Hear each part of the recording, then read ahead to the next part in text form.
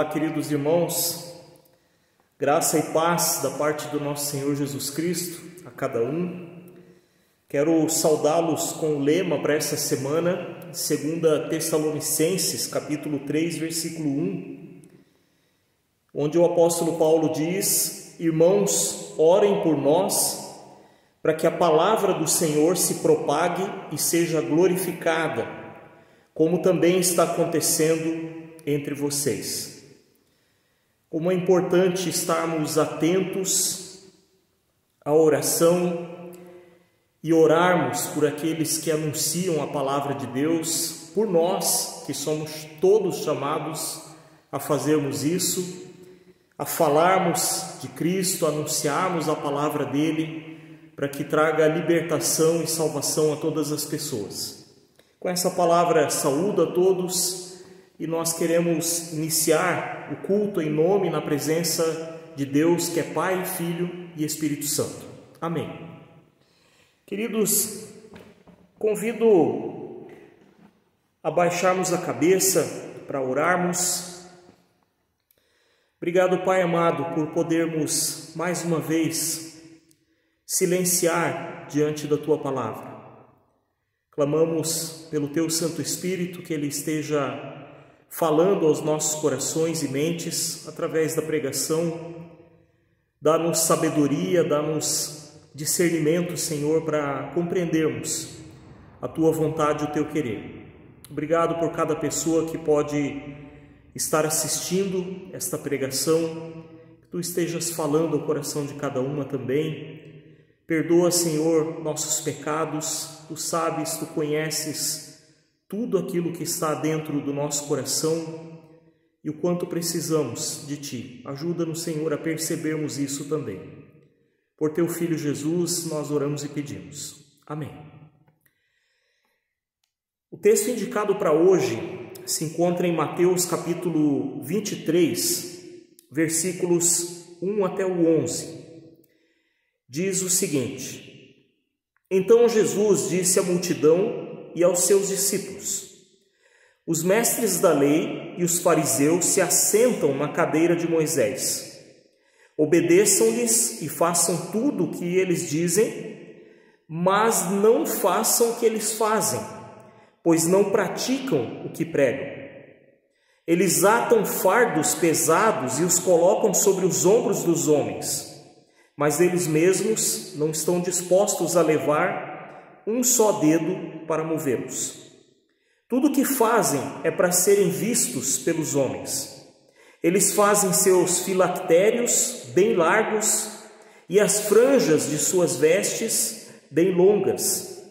Gostam do lugar de honra, dos banquetes e dos assentos mais importantes nas sinagogas, de serem saudados nas praças e de serem chamados rabis. Mas vocês não devem ser chamados rabis. Um só é o mestre de vocês, e todos vocês são irmãos.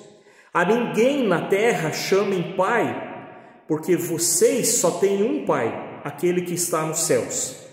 Tampouco vocês devem ser chamados chefes, porquanto vocês têm um só, o Cristo.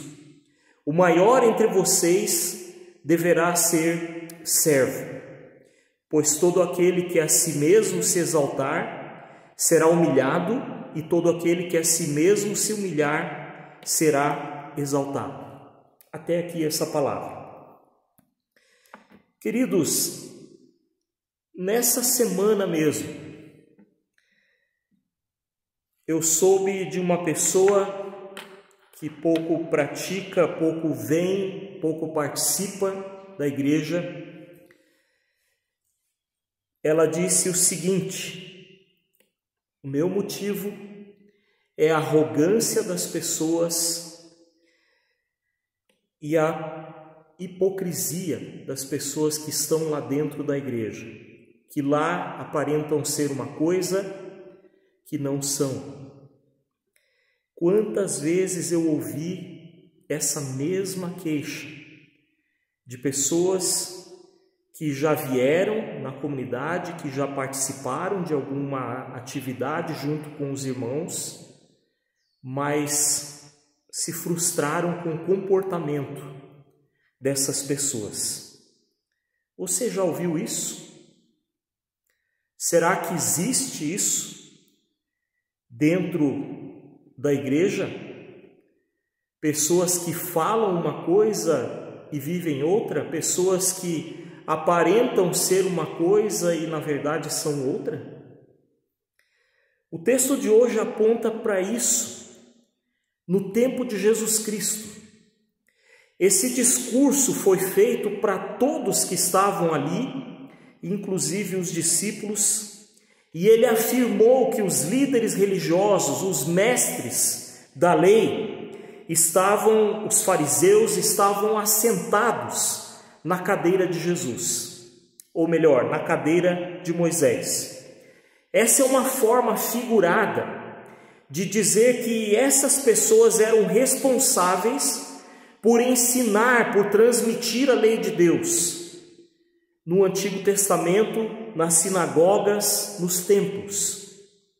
Mas com o tempo, eles levaram isso tão a sério que eles colocaram até uma cadeira, alguns lugares uma cadeira de pedra, onde o mestre, a pessoa mais importante, o mais inteligente, vamos dizer assim, se assentava na sinagoga. Era um lugar de destaque, um lugar de honra. Interessante que Jesus reconhece o valor dessas pessoas, dos mestres da lei e dos fariseus. E eles eram professores da lei, mas havia um problema em tudo isso. Cristo disse que todos deveriam ouvi-los, porém não deveriam imitá-los, porque eles eram hipócritas. Eles falavam uma coisa, mas não praticavam aquilo. Não como deveriam. Na verdade, o problema deles não era também com o pecado que nós estamos acostumados a apontar. Eles eram zelosos na prática da lei, até praticavam os mandamentos.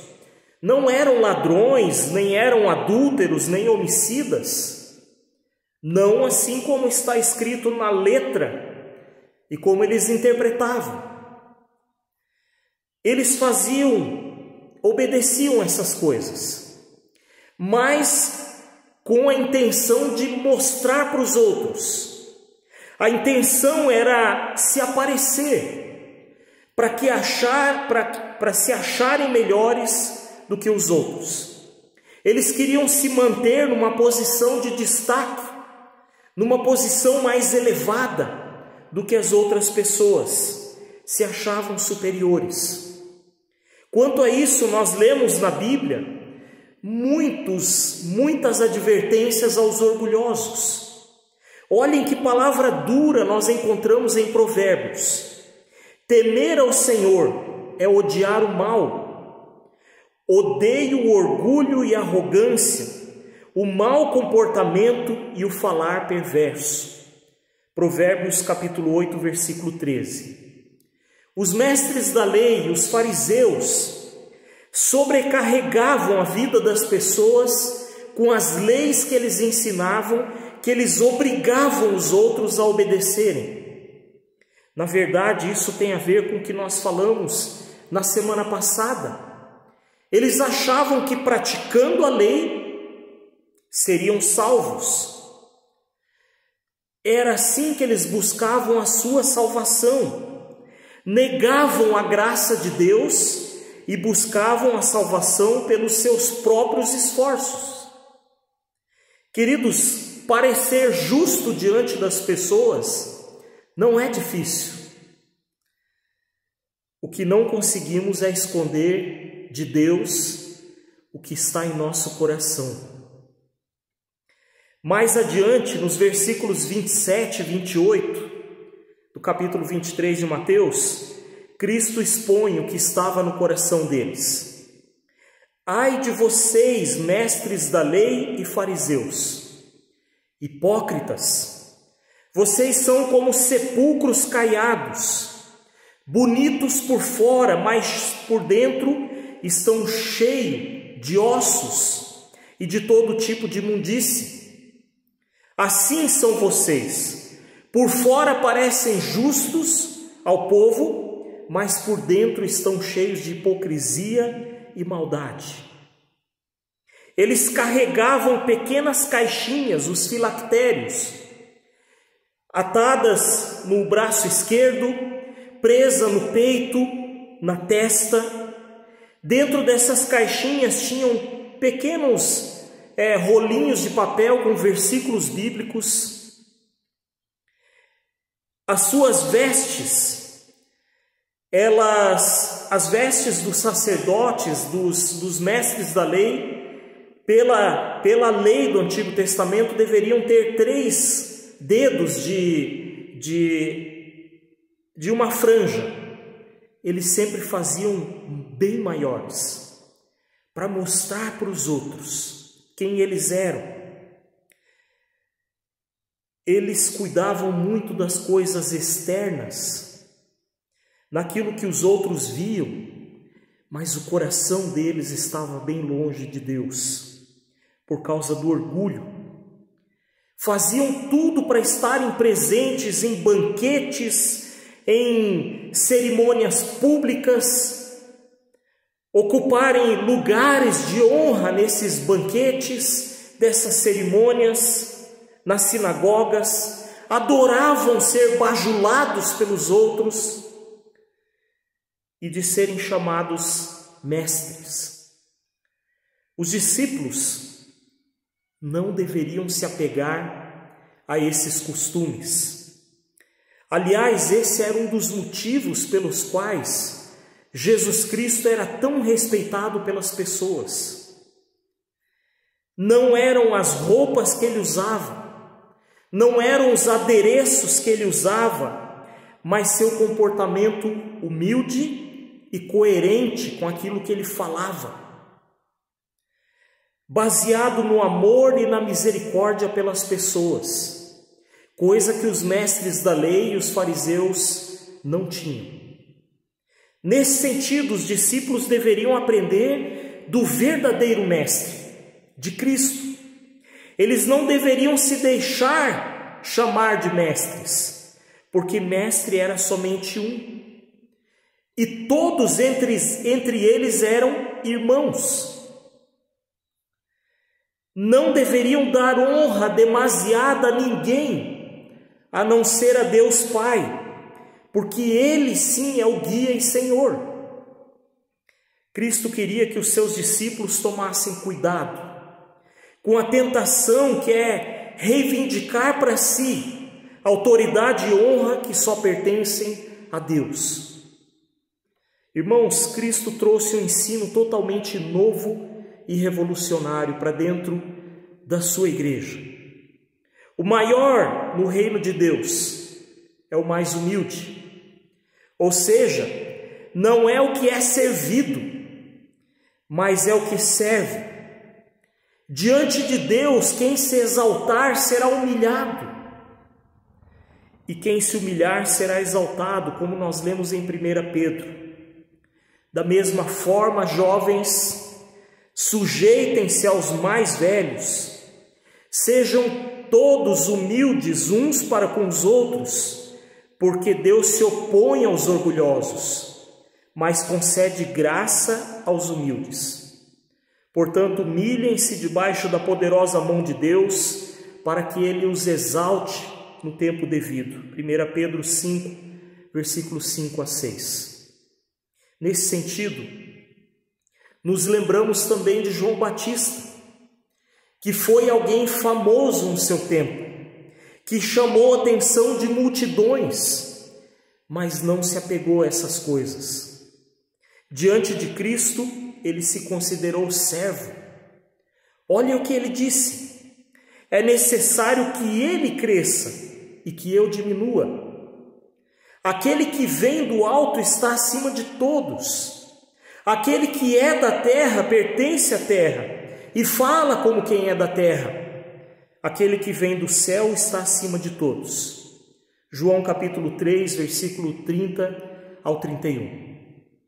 Queridos irmãos, é importante lembrarmos que Jesus Cristo não estava condenando todos os mestres da lei e fariseus.